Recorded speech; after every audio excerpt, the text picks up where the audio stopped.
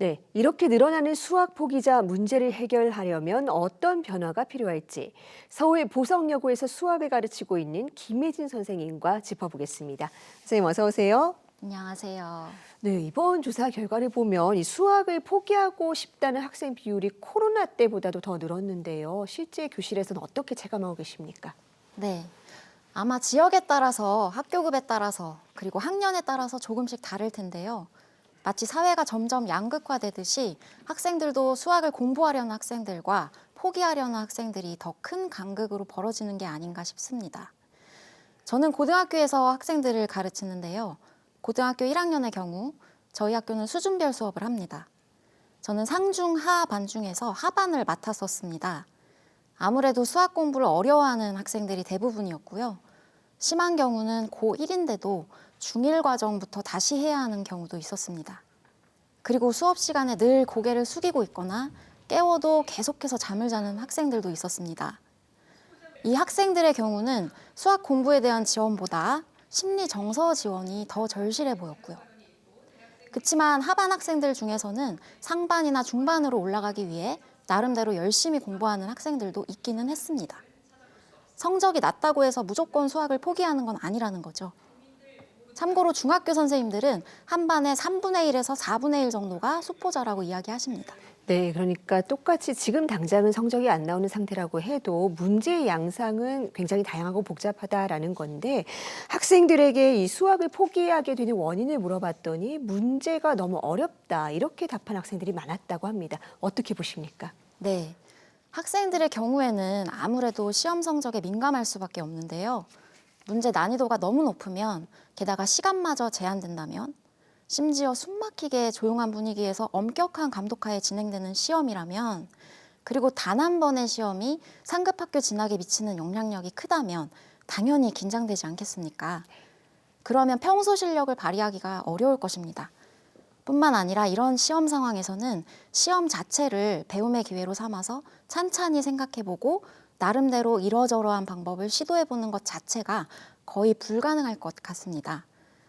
고등학교의 경우에는 중간고사나 기말고사 때 한 과목 시험 시간이 대체로 50분인데요. 문항수는 20문항을 넘기는 경우가 꽤 많습니다. 그러면 이건 달리기 경주처럼 처음부터 냅다 뛰어야 되는 건데요. 어려운 문제가 나왔다.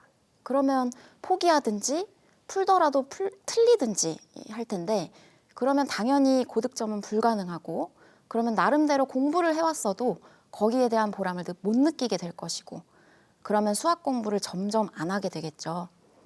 이런 식으로 악순환이 반복되는 것이 아닌가 싶습니다. 네, 수학은 이 과목 특성상 이 초등학교 때 결손이 고등학교 때까지 이어지기도 한다고 합니다. 작년부터 이 고교학점제가 시행이 되면서 이른바 이 최소 성취 수준 보장지도 하고 있는데 이 똑같이 결손이 있는 학생이라고 하더라도 이 수준이 제각각 다르지 않습니까? 그렇다면 고등학교에서 기초학력에 대한 보완은 어떻게 이루어지고 있을까요? 네, 여느 프로그램이나 행사처럼 일부 교사들과 일부 학생들만 참여합니다. 기초학력 보충지도는 대개 방과 후에 이루어지는데요.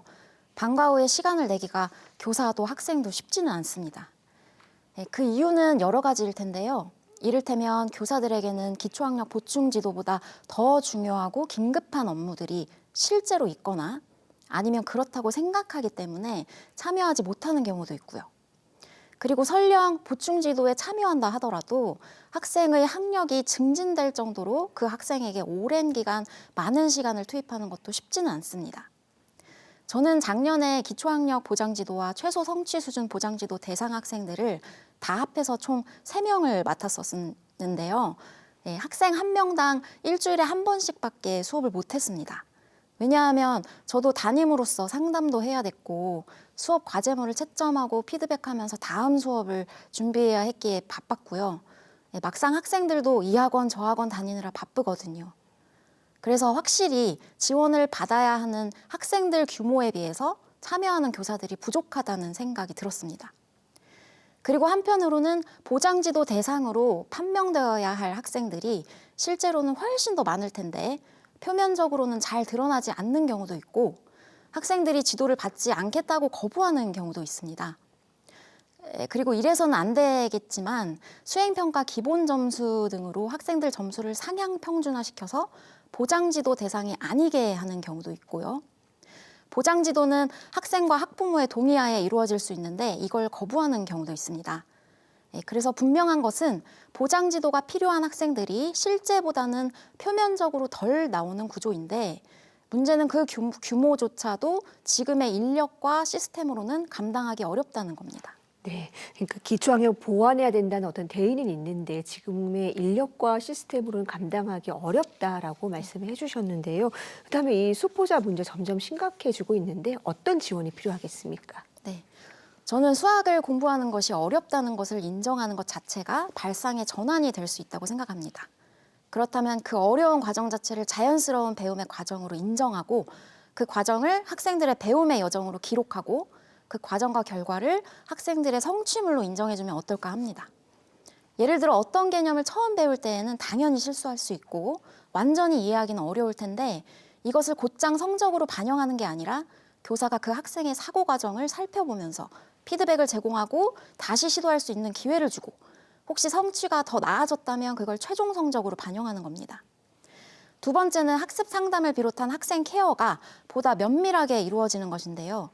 그저 이 대학을 가려면 이렇게 해야 된다는 식의 사교육 컨설팅 같은 진학 상담이 아니라 학생들이 대부분의 시간을 보내는 학교에서 그 학생과 동고동락한 과정에서 얻어지는 정성적 데이터를 가지고서 그 학생에게 어떠한 지원이 필요한지를 면밀히 상담하고 지원해 줄 수 있어야 한다고 생각합니다.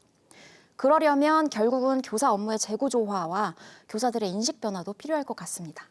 네, 이 수학을 포기하는 학생이 늘면 교실 안에서의 격차도 점점 더 벌어질 수밖에 없을 텐데요. 이 학교 교육의 전반적인 변화와 또 조금 더 적극적인 지원이 절실해 보입니다. 선생님 오늘 말씀 잘 들었습니다. 감사합니다. 감사합니다.